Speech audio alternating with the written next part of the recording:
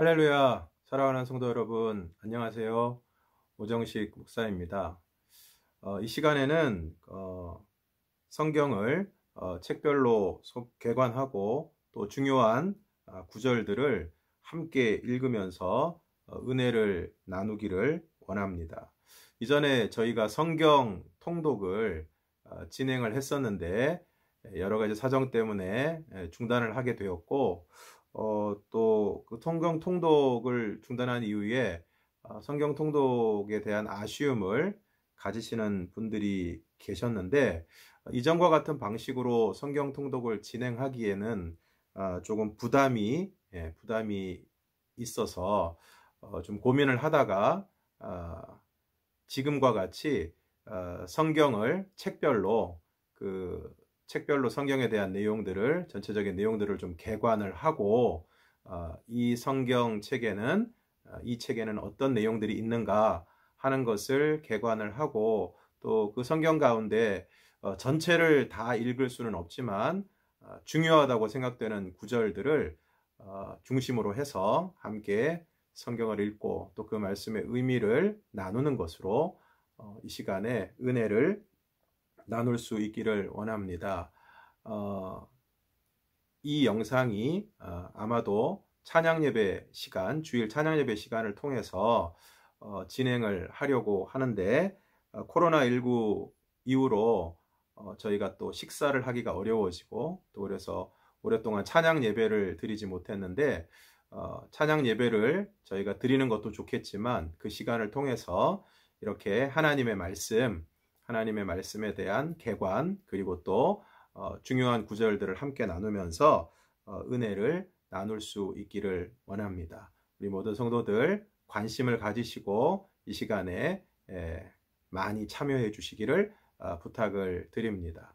그래서 특별히 이 첫 시간에는 저희가 이전에 온라인 성경 통독에서 열왕기 하까지 저희가 성경을 읽었기 때문에 열왕기 상하 이후에 이어지는 역대상하, 그래서 특별히 역대상 부분부터 성경에 대한 내용을 개관하고 또 중요한 구절들을 함께 나누는 것을 통해서 말씀을 공부하고 또 그것을 통해서 은혜를 나눌 수 있기를 원합니다.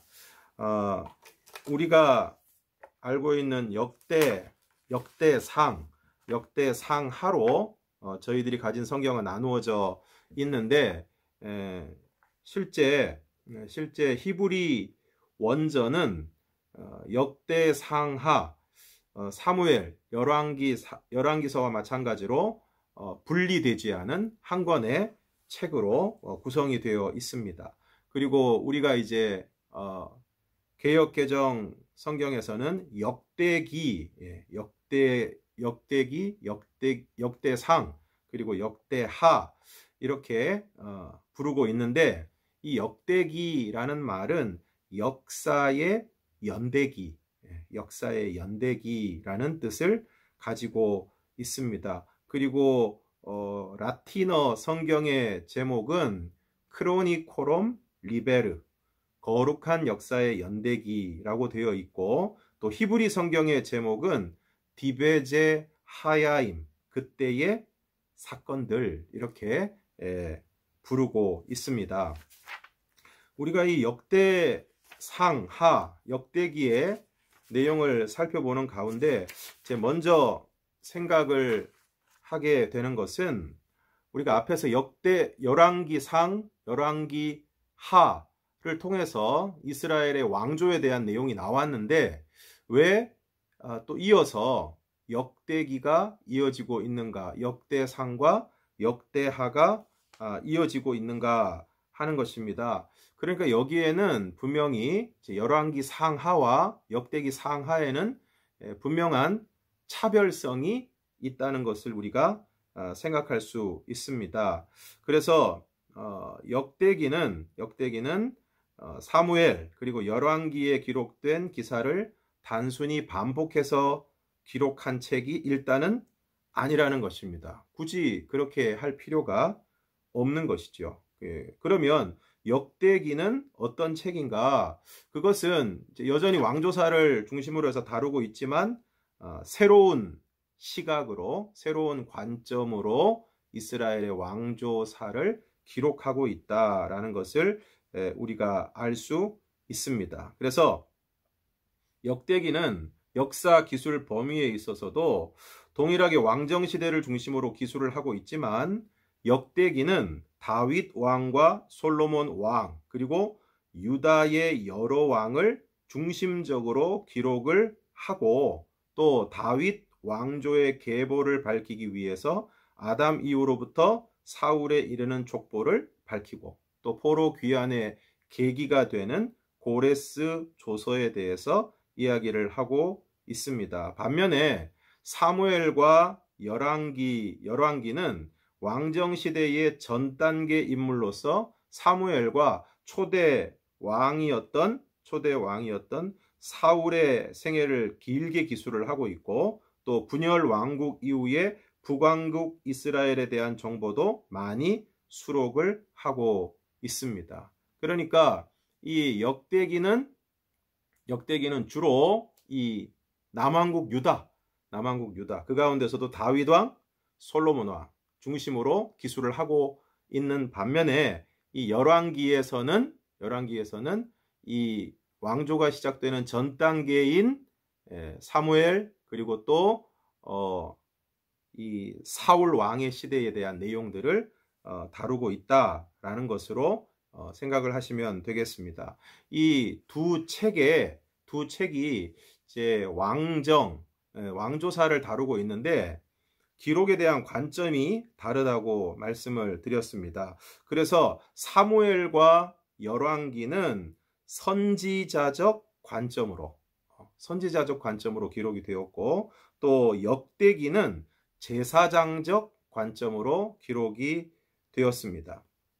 그래서 선지자적 관점으로 기록된 열왕기의 내용을 보면 이스라엘 백성들의 완악함과 실제적인 죄악상을 낱낱이 고발하고 그것을 비판하면서 이스라엘의 패역함과 대조적인 하나님의 인내하심과 사랑에 대해서 강조하고 있는 것을 볼 수 있습니다.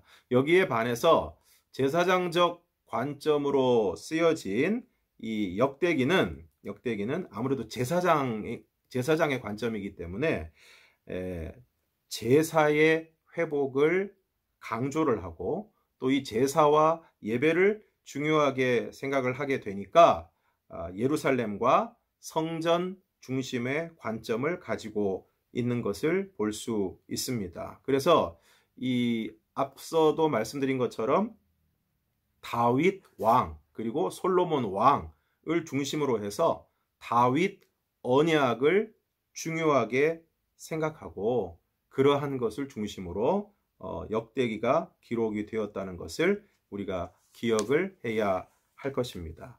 자, 개관에 대한 부분들은 이 정도로 하도록 하고요.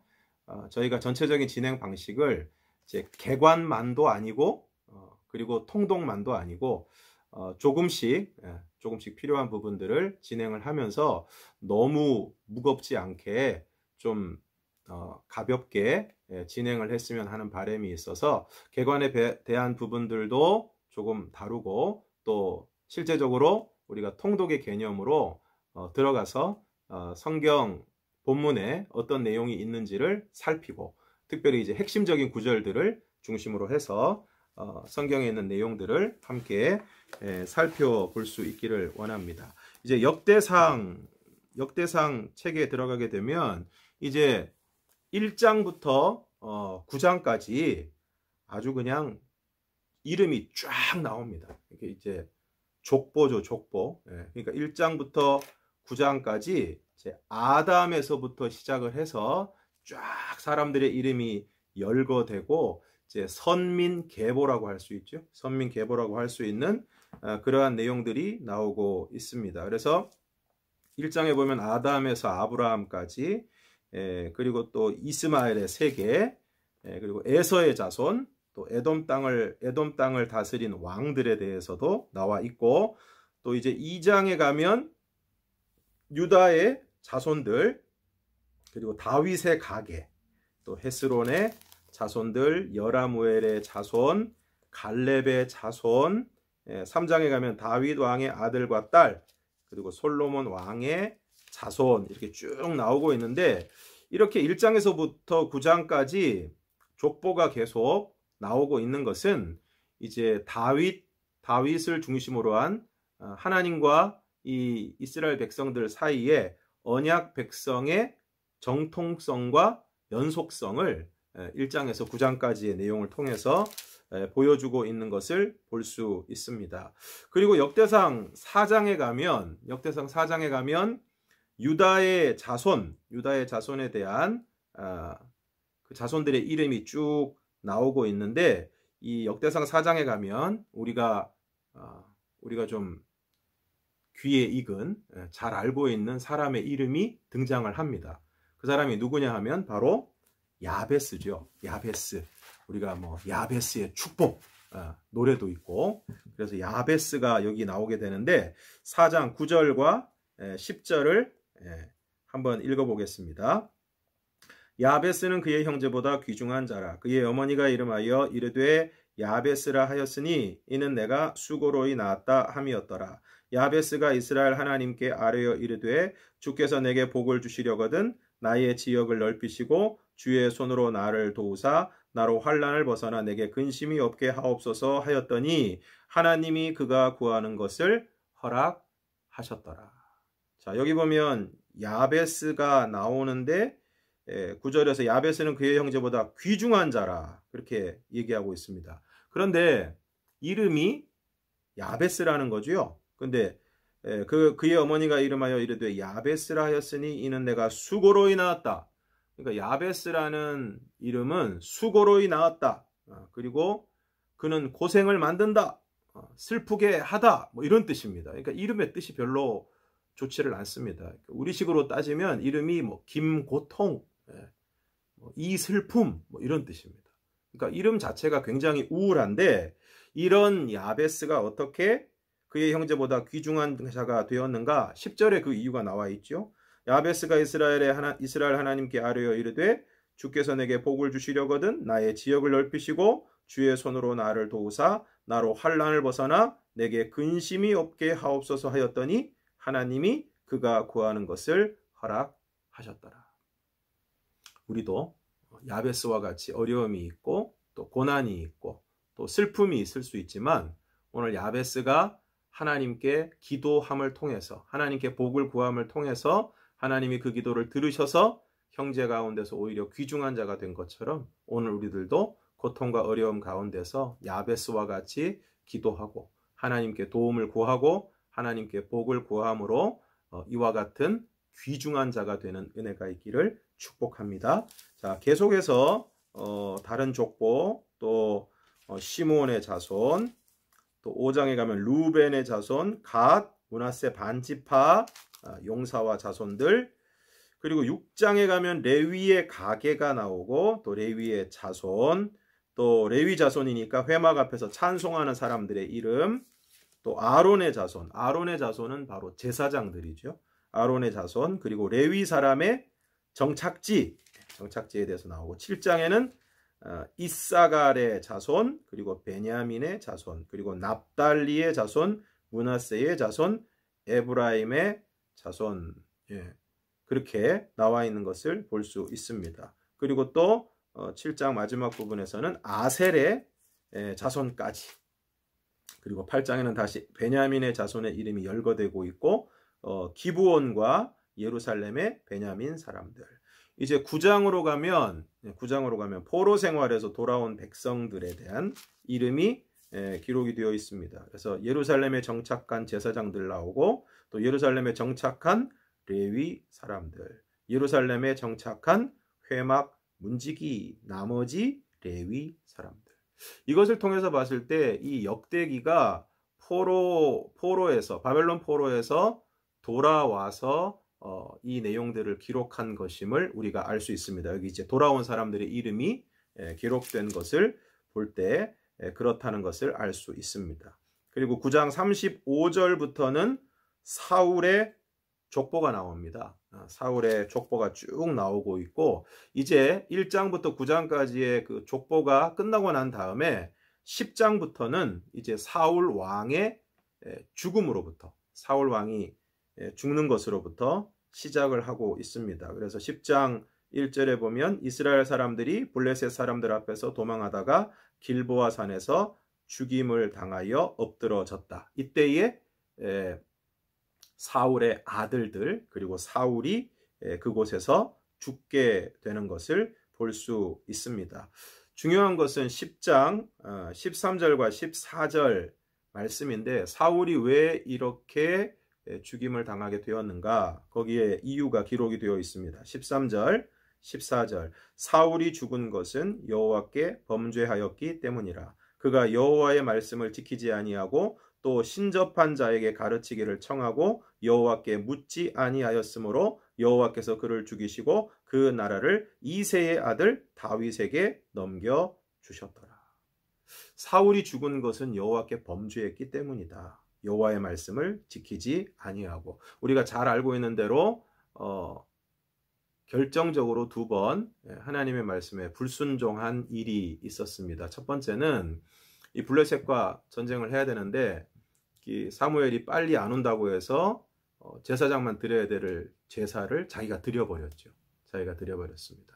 그리고 또 한 번은 이제 아말렉을 진멸하라고 분명히 이야기를 했는데 그 가운데서 좋은 것들을 남기는, 그래서 하나님의 말씀에 불순종하는 안타까운 사건들이 있었습니다. 그리고 사무엘이 죽고 난 다음에, 사무엘이 있을 때는 뭐든지 사무엘에게 물었는데 사무엘이 죽으니까 이제는 물을 사람도 없고 하나님은 사울에게 말씀하지 않으시고, 그래서 너무 답답하니까 엔돌의 신접한 여인을 찾아가서 사무엘을 불러 올려라 이렇게 해가지고 또 묻는 그러한 일들이 있었습니다. 그래서 신접한 자에게 가르치기를 청하고, 중요한 것은 여호와께 묻지 않았다.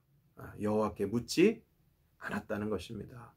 오늘 우리는 무슨 일이 있든지 우리 하나님께 열심히 묻고 기도하는 그런 사람이 될 수 있기를 바랍니다. 그래서 여호와께 묻지 않았기 때문에 여호와께서 그를 죽이시고 그 나라를 이새의 아들 이스라엘에게 넘겨주셨다라고 말씀하고 있습니다.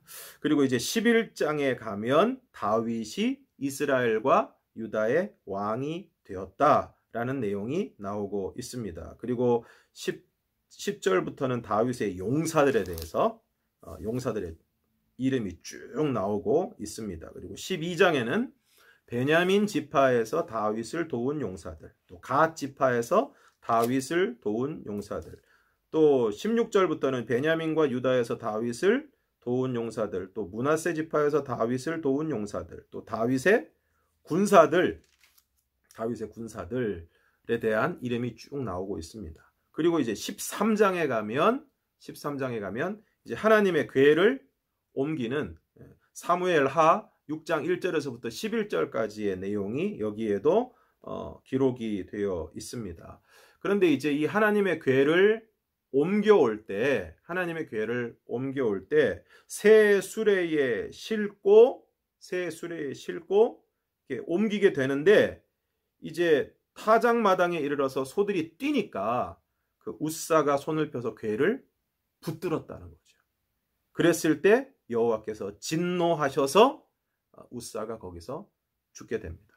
그래서 그곳 이름을 베레스 웃사, 웃사를 침이라는 뜻인데 베레스 웃사라고 부르게 됩니다. 이것은 하나님의 궤는 원래 어깨에 매야 되는 거죠.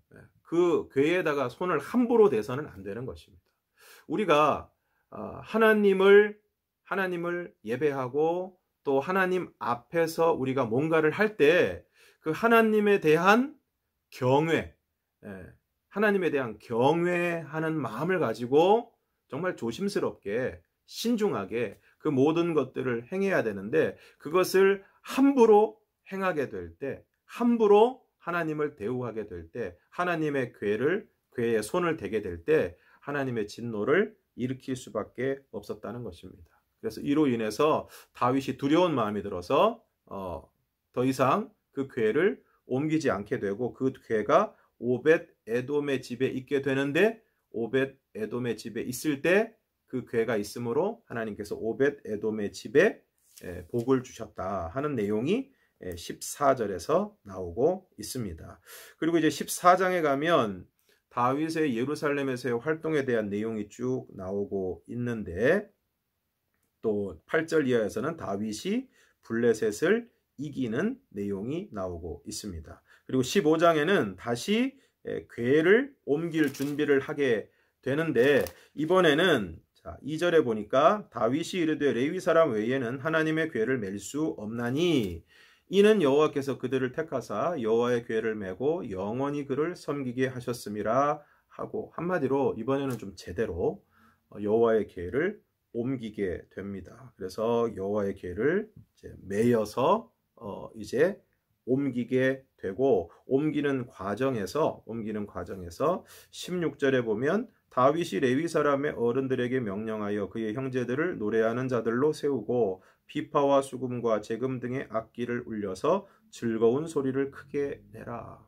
수많은 악기를 동원을 해서 아주 큰 소리로 그것을 기뻐하는 그러한 모습을 볼 수 있습니다. 그래서 하나님의 궤를 예루살렘으로 옮기게 되고 우리가 또 이미 그 앞부분에서 열왕기에 있는 말씀을 통해서 살펴본 것처럼 사울의 딸 미갈이 창으로 내다보다가 다윗 왕이 춤추며 뛰노는 것을 보고 그의 마음에 업신여겼다 하는 내용이 나오고 있습니다. 16장에는 하나님의 궤를 메고 가서 다윗이 그것을 장막 가운데 두고 번제와 화목제를 하나님께 드리고 여호와의 이름으로 백성을 축복하고 또 남녀를 막론하고 각 사람에게 떡 한 덩이와 야자 열매로 만든 과자와 건포도로 만든 과자 하나씩을 나누어 주었더라. 그래서 아주 기뻐하고 온 백성들과 함께 기쁨을 나누었다 하는 것을 볼 수 있습니다.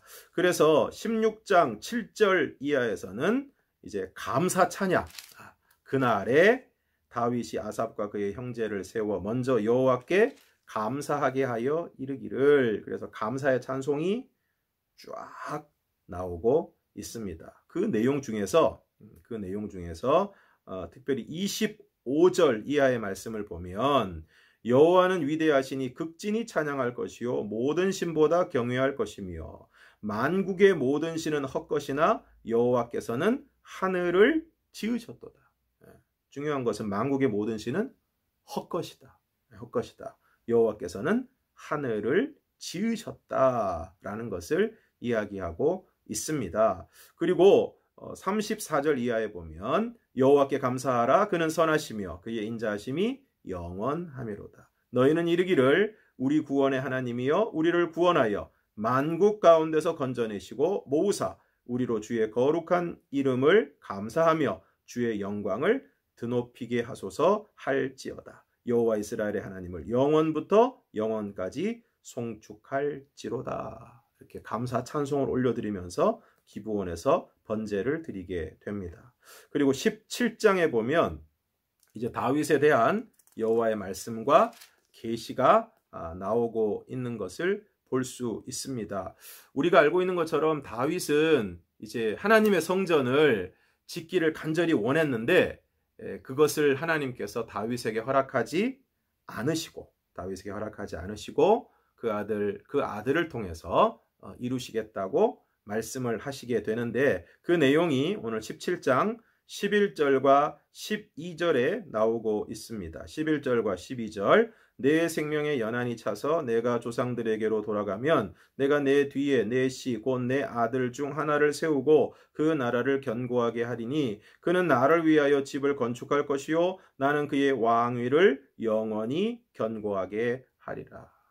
그래서 이제 다윗에게는 아쉬움이 있을 수도 있지만 너의 아들을 통해서 내가 성전을 건축하겠다라는 것을 말씀을 하고 있습니다. 이에 대해서 다윗이 이제 16절 이하에서 감사 기도를 올려드리게 됩니다. 그리고 18장에는 다윗의 승전 기록이 나오고 있는데 블레셋, 모압, 소바, 다메섹, 19장에는 암몬과 아람, 그야말로 가는 곳마다 20장에 나오는 라빠, 블레셋에 이르기까지 다윗이 주변 나라들과의 전쟁에서 다 승리하고 그곳에 수비대를 설치하고 그래서 이스라엘이 아주 강성하게 되는 그러한 내용들이 기록이 되어져 있습니다. 그리고 21장에 가면 이제 다윗의 인구 조사가 나오게 되는데, 자, 오늘 이 역대기에서는 이렇게 표현을 하고 있습니다. 1절, 사탄이 일어나 이스라엘을 대적하고 다윗을 충동하여 이스라엘을 계수하게 하니라. 사탄이 일어나서 충동을 했다는 거죠. 왜 그렇습니까? 인구 조사 자체가 악한 것이 아니라 그 동기가 중요한 것인데, 이전에도 하나님께서 다른 나라들과 전쟁을 하게 하기 위해서 또 가나안 땅을 정복하게 하기 위해서 인구 조사를 명령하신 때도 있었습니다. 그런데 왜 지금 다윗이 인구 조사를 하는 것이 하나님 앞에 악한 것인가? 그 동기가 자신의 강성함과 그리고 자신의 그 강성함을 조사를 해서 내가 얼마나 강한가. 그래서 자기 영광을 추구하는 것이었기 때문에 내가 얼마나 강하고 얼마나 내가 군사들이 많고 얼마나 백성들이 많고 강대한 나라가 되고 또 그것을 통해서 나는 얼마나 대단한 사람인가. 이런 것들을 확인하기 위한 것이었기 때문에 거기에 대해서 하나님께서 진노하시는 것을 볼 수 있습니다. 그래서 7절에 보면 하나님이 이 일을 악하게 여기사 이스라엘을 치셨다. 그런데 다윗이 바로 내가 이 일을 행함으로 큰 죄를 범하였나이다. 이제 간구하옵나니 종의 죄를 용서하여 주옵소서. 내가 심히 미련하게 행하였나이다 하니라.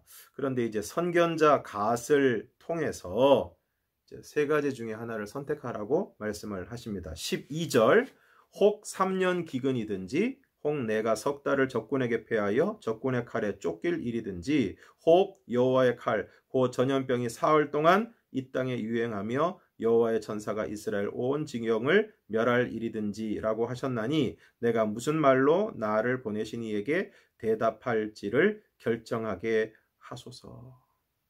이때 다윗의 심정이 어땠을지 정말 너무나도 곤란하고 괴로웠을 것입니다. 그래서 13절에 보면 다윗이 갓에게 이르되 내가 곤경에 빠졌도다. 그러면서 여호와께서는 긍휼이 심히 크시니 내가 그의 손에 빠지고 사람의 손에 빠지지 아니하기를 원하나이다 하는지라. 그래서 전염병을 내리시게 되는데 14절에 보면 이스라엘 백성 중에서 죽은 자가 7만 명이었더라. 7만 명이었더라.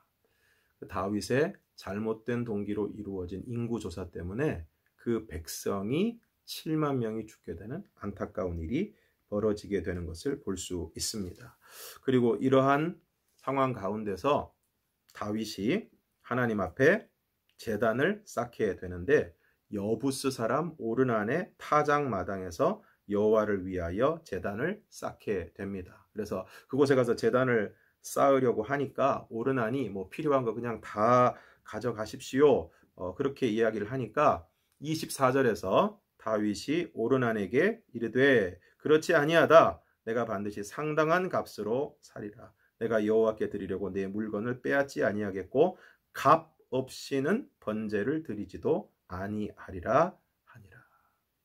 하나님 앞에 제사를 드리고 예배를 드릴 때는 거기에는 상당한 값을 치르고 거기에는 희생과 헌신이 있을 때 그것이 진정한 예배가 된다는 것을 오늘 우리는 이 말씀을 통해서 알 수 있습니다.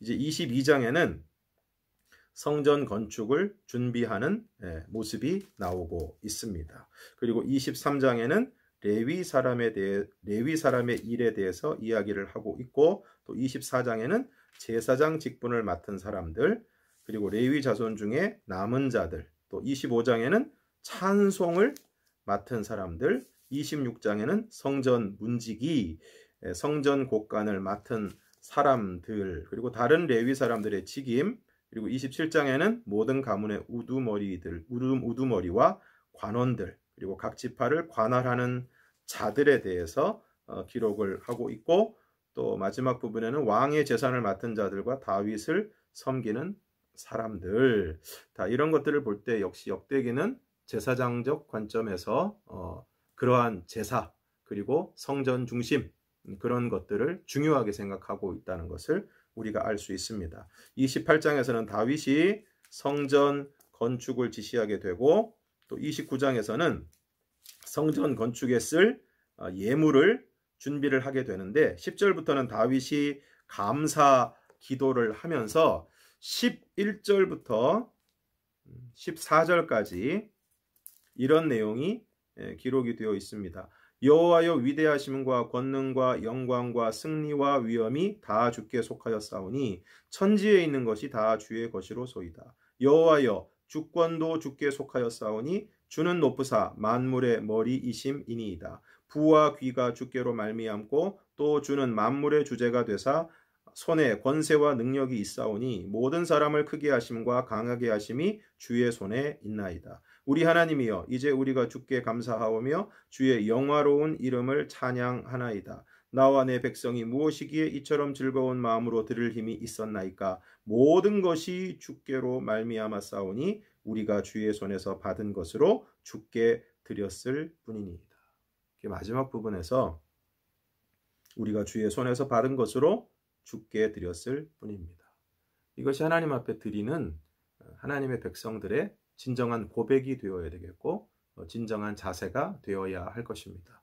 내 거라고 생각하면 하나님 앞에 드리는 게 아까울 수 있습니다. 그러나 오늘 우리가 솔직히 생각해 보면 우리에게 주어진 것 중에 하나님으로부터 오지 않은 것은 아무것도 없습니다. 결국은 하나님으로부터 받은 것을 다시 하나님 앞에 드리는 것입니다. 마치 우리 아이들이 부모님에게 용돈을 받아서 그 용돈 가지고 선물도 하고 생일 선물도 하고 그러는 거하고 크게 다르지 않습니다. 우리가 이러한 마음으로 하나님 앞에 드리게 될 때 기꺼운 마음으로 드리게 되고 오히려 감사한 마음으로 드릴 수 있게 되는 것을 볼 수 있습니다. 이렇게 마지막 이제 29장에서 다윗이 성전 건축에 쓸 예물을 준비하고 감사 기도를 올려드리고, 마지막에 이제 다윗의 마지막 행적. 그래서 이스라엘을 다스린 기간은 40년인데 헤브론에서 7년, 예루살렘에서 33년을 다스리고, 28절 그가 나이 많아 늙도록 부하고 존귀를 누리다가 죽음에 그의 아들 솔로몬이 대신하여 왕이 되니라. 이런 내용으로 역대상이 마무리가 됩니다. 그리고 이제 역대하 1장부터는 이제 솔로몬에 대한 내용이 계속해서 이어지게 되는데, 다음 시간에 우리 역대하의 내용을 가지고 계속해서 말씀을 살펴보도록 하겠습니다.